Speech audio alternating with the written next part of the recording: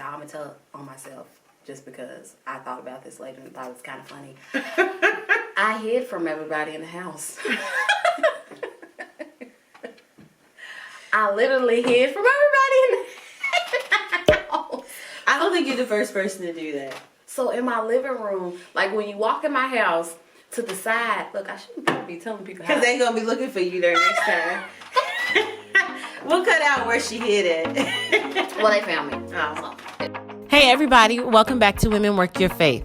This week, we're going to talk to you about new ministries we've been working on the last few months that keep us pretty busy. If you work in ministry in your local church or in the community, leave us a note in the comments. Tell us about it. We'd love to hear from you. Thanks and keep watching. Well, in the last video, I talked about starting a new endeavor, but I never really told what the endeavor was. So my husband started a church. And that is why I have been hiding. There's so much that goes into it. Well, it's not just, you open up a door somewhere and say, the arms of the church are now open, come all you who want to receive. So much more. I didn't know that before. I mean, I knew it, but it's a difference between knowing it and doing it. But I will say it has been a joyous experience. And I'm getting to learn the Lord in a different way. So I'm enjoying it. How is it? I know how it was for me leaving the home base. And then, building that relationship with a new congregation. But how is it?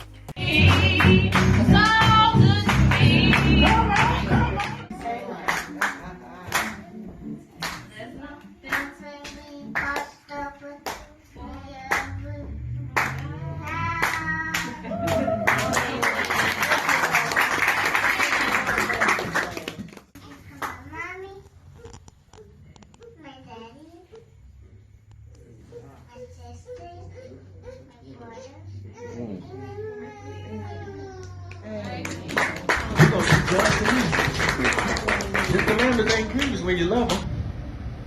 You find a whole lot of people in this day and time saying, I'm struggling to live saved and I don't know.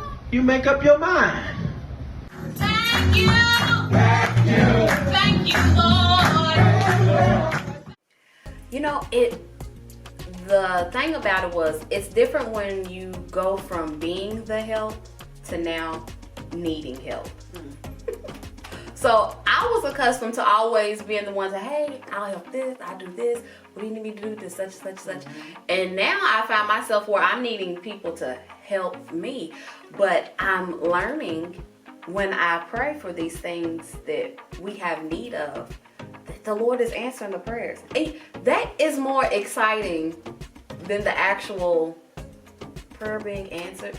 I don't know if that makes sense. It's like, I don't know if you all have been guilty of this, but you pray because you feel like it's what you're supposed to do, right? I'm supposed to pray. Yeah. So you find yourself trying to find words to put together so that you can pray.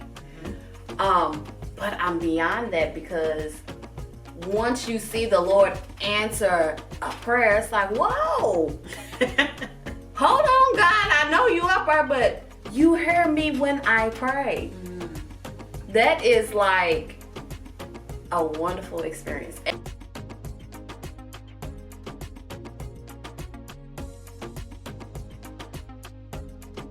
And I have grown such a love for it, not because I feel like God is a sugar daddy and I can ask him for what I want and I'll get it.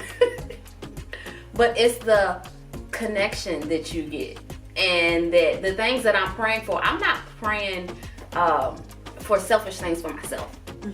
But I'm praying that God move in other people's life. I'm praying that God send people who need to be helped, who need to be healed. I'm praying that my eyes are open to see how God is moving in my life, so that I don't take things for granted. The different needs that we've had at the church, because, it's a difference between when you take on someone else's ministry, there are challenges there too.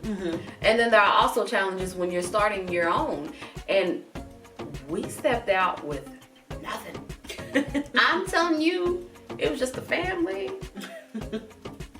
And that was it. But the Lord has blessed, and the things that we have prayed for, we've prayed and asked for help. God is sending help, and I'm just gonna keep on praying and believe the Lord's gonna take care of His church. This is His church, it's not ours. And it goes back to the being connected, because we can expect Him to answer the prayer when we're praying according to His will. Well, of course, He wants to give you what He wants to give you. Right. Of course. So when we're in line, and it's still amazing to us when it happens, but it's a beautiful thing to be able to pour out your heart and speak to Him, and then see it happen. I grew up in the same church, and then when we decided to move to a different church, the same denomination, but it was a different location. Like there, you miss your people, you miss the way you do. that, things always happened, the way that things, the way the service would progress, or the mannerisms of different folk. But you learn to love new people the same. And you learn that those things that are in you have a purpose, and it's not for you to mimic in the new place what you did in the old one, but it's to help teach you and to help you be prepared to teach other people. When I see new churches come, I think it's a beautiful thing, one, because that's what God intended. And also because it gives you a chance to plant and to grow and to build and to be purposeful in the kingdom. So when she was like, we're starting the church, I was like, oh. we look forward to hearing more about the new ministry. I look forward to seeing ours continue to grow. Our church started out, I think, just last night, and it's challenging. And they took it on, and we've moved to a bigger place, and now we're looking for another bigger place, and we have things we want to do. And so hopefully now that the pandemic, I don't know which stage you call it. The pandemic is still the pandemic. I think people starting to care a little less. Yeah. Yeah.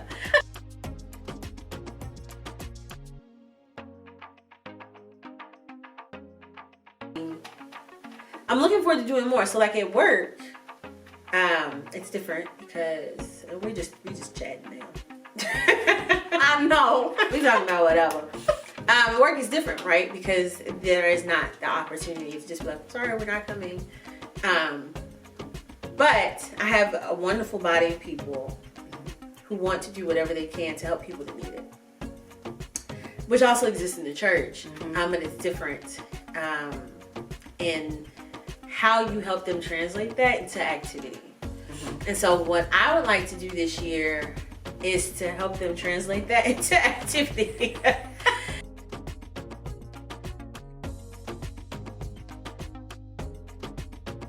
Our church will do grocery shopping for the patients that I work with. People who don't have the finances or the resources or the mobility. And of course, people who are just afraid to come out during this time, right?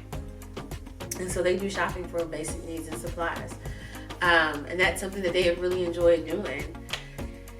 And it's been really beautiful to see them step up and like, me, I'm this time, I want to do it. I want to do it.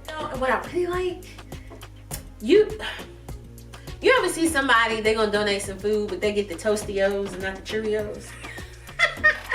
And I'm not knocking. If that's what you got, that's what you got. You get what you get. You don't throw a fit. Right. But if I eat Cheerios, I'm going to buy Cheerios, right? If I eat Kraft mac and cheese, I don't eat that. But if that's what I eat, then that's what I eat. I don't get the Sam's Choice, And so when I get from our church, they buy how they would buy at home.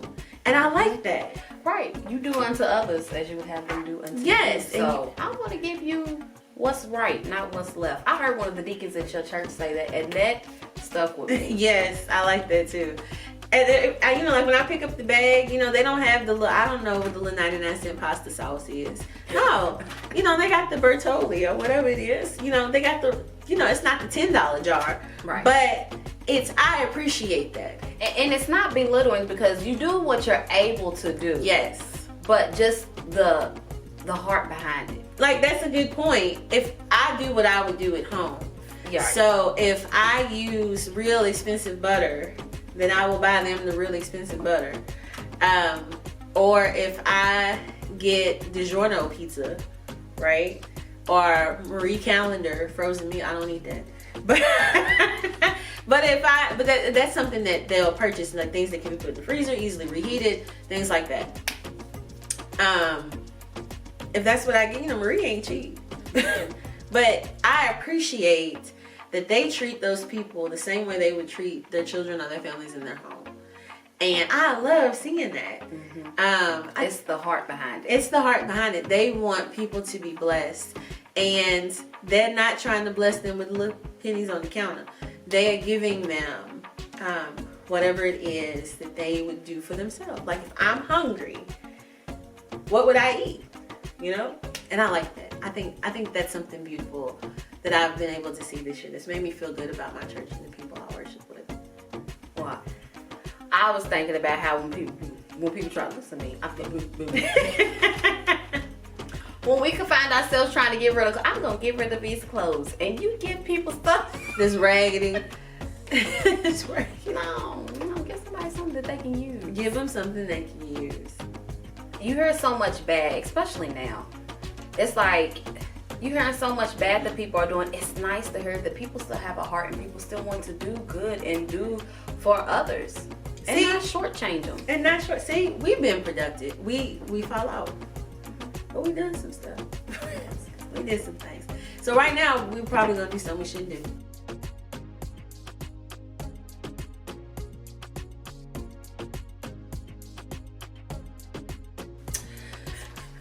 But we're gonna charge up the camera, and we'll be back.